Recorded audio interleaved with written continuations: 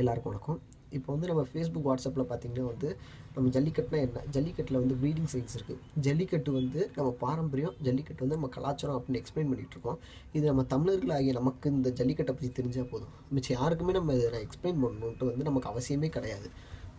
ஏதோ ஒரு வெளிநாட்டிலேருந்து ஒரு 4 பேர் வரான் வந்து நம்ம இந்தியாவில் வந்து நம்ம மேலே கேச போடுறான். இந்த மாதிரி ஜல்லிக்கட்டு வந்து மிருகவதை, ஜல்லிக்கட்டு வந்து விளையாடுறவங்க வந்து படிப்பு அறிவு இல்லாதவங்க, ஒரு மனிதத்தன்மை இல்லாதவங்க அப்படின்றான். இப்போ வந்து நான் வந்து இப்போ அமெரிக்காவோ இல்லை ஆஸ்திரேலியாவோ போகிறேன்.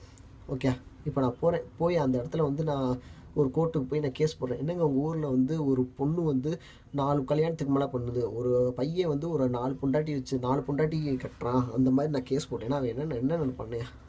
என் மண்டையில் அடிச்சு பற்றி விட்ற மாட்டான். என்ன லூஸ்தரமாக வளரிட்டு இருக்க? இந்த விஷயம் தான் எங்கள் நாட்டில் வந்து பல ஆண்டுகளாக நடந்துகிட்ருக்கு. இதை போய் ஒன்றையும் சொல்கிறேன்ட்டு இருக்கா, மாற்றிக்க முடியாது யாரும் அப்படின்னு சொல்லுவான்ல. அதுதான் உண்மை. அந்த நாட்டுக்காரே அந்த மாதிரி தான் சொல்லுவான். ஆனால் வந்து இந்தியாவில் வந்து ஒரு வெளிநாட்டுக்காரங்க வந்து கேஸ் போடுறாங்க.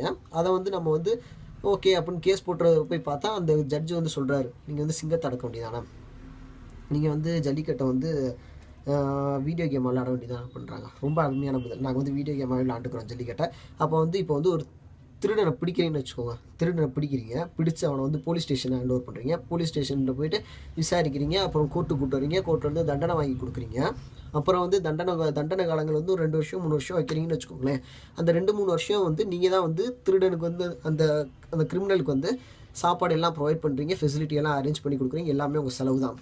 இந்த செலவுலாம் நீங்கள் செய்யாமல் கிரிமினல் கேஸ்ன்னு ப்ளே ஸ்டோரில் ஒரு கேம் இருக்குது. இந்த கேமை நீங்கள் டவுன்லோட் பண்ணி வச்சுன்னு வச்சுக்கோங்க. இந்த தீர்ப்பை சொல்லி ஜட்ஜுக்கு சொல்கிறேன். அந்த கிரிமினல் கேஸுன்ற கேமை நீங்கள் டவுன்லோட் பண்ணி வச்சுக்கிட்டீங்கன்னா அதிலே வந்து கிரிமினல் நீங்கள் பார்த்துக்கலாம், இன்வெஸ்டிகேட் பண்ணிக்கலாம், கண்டுபிடிச்சிக்கலாம், அவன் தண்டனை நீங்கள் வாங்கி கொடுத்துக்கலாம். நீங்கள் எதுக்கு அலைச்சல், நீங்கள் வந்து கோர்ட்டுக்கு வந்து எதுக்கு டைம் வேஸ்ட் பண்ணணும்? இந்த கேம் வந்து அசால்ட்டாக நீங்கள் ஸ்மார்ட் ஃபோன் வச்சு நீங்கள் விளாண்டுக்கலாம். ஓகே, அடுத்து பார்த்திங்கன்னா நம்ம பாண்டிச்சேரி கவர்னர் சொன்னார், யார், கிரண் பேடி சொன்னாங்க. அவங்க என்ன சொன்னாங்கன்னா வந்து இந்த மாதிரி விளையாட்டை வந்து பார்த்துருக்காங்க, ஜல்லிக்கட்டை பார்த்துருக்காங்க. ஜல்லிக்கட்டில் வந்து பார்த்துட்டு சொல்லியிருக்காங்க, இந்த ஜல்லிக்கட்டில் வந்து காளைகள் வந்து பார்க்குற பொதுமக்கள் கூட்டத்துக்குள்ளே பூந்துருது. இதனால் வந்து நிறைய பேருக்கு வந்து ஆபத்து இருக்குது. பார்க்குறவங்களுக்கும் வந்து இதனால் அடிபடும், காயங்கள் ஏற்படும். அதனால் மனிதர்களுக்கு ஒரு காயம் ஏற்படக்கூடிய, ஒரு பாதிப்பு வரக்கூடிய ஒரு விளையாட்டை வந்து தவிர்க்கணும். இது நல்லது தான் இந்த பேன் பண்ணது அப்படின்ட்டுருக்காங்க. ஓகே, இப்போ பாண்டிச்சேரினாலும் வந்து எனக்கு என் மைண்டுக்கு எல்லார் மைண்டுக்கும் ஸ்ட்ரைக் ஆகிற முதல் விஷயம் வந்து பீரு, சரக்கு தான். பாண்டிச்சேரினாலே சரக்கு தான் ஃபுல்லுமே. இப்போ ஒரு அந்த ஊரில் சரக்கு அடித்து எத்தனை பேர் பாதிப்பு உண்டாயிருக்காங்க. நீங்கள் பேசாமல் நீங்கள் இந்த சரக்கு வந்து நீங்கள் பேன் பண்ணலாமே. நீங்கள் எதுக்கு ஜல்லிக்கட்டுக்கு வரீங்க? உங்கள் சரக்கு வந்து உங்கள் ஊரை ஃபஸ்ட்டு நீங்கள் சுத்தமாக வச்சுக்கோங்க. அப்புறமா வந்து தமிழ்நாட்டை பற்றி சொல்லலாம், சரிங்களா? அடுத்து வந்து நேற்று வந்து சிம்பு வந்து பேட்டி கொடுத்துருந்தார். ரொம்ப அருமையாக பேசியிருந்தார். அவர் வந்து ஒரு நடிகராக, ஒரு தமிழராக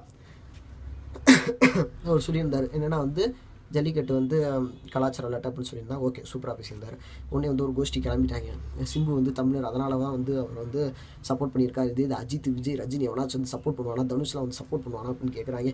நீங்கள் அஜித், விஜய், ரஜினிக்கு ஏடா ஓட்டு போட்டீங்க? நீங்கள் ஓட்டு போட்டது யாரா? அவன் சட்டையை பிடிச்சி கேளுங்க. போய் ஏன்டா ஜல்லிக்கட்டு நடத்த மாட்டீங்க, உத்தரவு வாங்கி தான் அவனை போய் கேளுங்க. எதுக்கு நீங்கள் அஜித், விஜய், ரஜினி எப்போ பார்த்தாலும் அஜித், விஜய், ரஜினி தான் நீங்கள் வந்து குறை சொல்லிங்களா? எதுக்கு எடுத்தாலும் ரஜினி வந்து எங்கள் ஊருக்கு உப்புத்துன்ட்டு எங்களுக்கு எதுவும் நல்லா செய்ய மாட்டேங்காரு. எங்கள் தமிழ்நாட்டில் நடிச்சதால பணக்காரனான. ஏன்டா அவர் நடிக்க தெரிஞ்சிருக்கு, நடித்தார். அவர் நடித்ததால போய் பார்த்தீங்க. அவர் நடித்தார், போய் நீங்கள் டிக்கெட் கொடுத்து காசு கொடுத்து பார்த்தீங்க.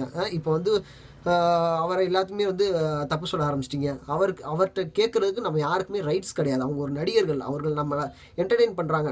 அவங்க யாருமே நம்மளை ஃப்ளெக்ஸடரா போஸ்டரான்னு சொல்லலாம். நம்மளாவது நம்ம இஷ்டப்பட்டு தான் அடிக்கிறோம். அவங்க மேலே தப்பு சொல்லக்கூடாது. ஃபார் எக்ஸாம்பிள் வந்து இப்போ உங்கள் ஏரியாலேயோ உங்கள் தெருவில் வந்து ஒரு ஃபங்க்ஷன் வைக்கிறாங்கன்னு வச்சுக்கோங்க, விழா வைக்கிறாங்க.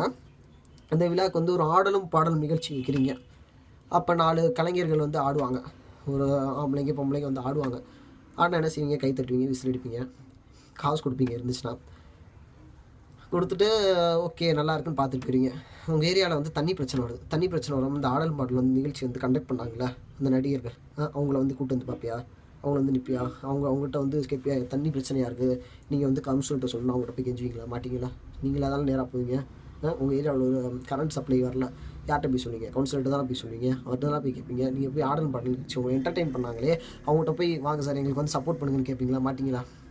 அதனால் வந்து இன்னமும் இந்த அஜித், விஜய், ரஜினி, கமல் அவங்களே வந்து குறை சொல்கிறது வந்து நிப்பாட்டிக்குவோம். அப்புறம் கண்டிப்பாக இந்த தடவை வந்து ஜல்லிக்கட்டு கண்டிப்பாக நடக்கும், நம்ம நடத்துகிறோம், அது உறுதியாயிடுச்சு. ஸோ எல்லாருக்கும் வந்து இனிய பொங்கல் நல்வாழ்த்துக்கள். தேங்க்ஸ்.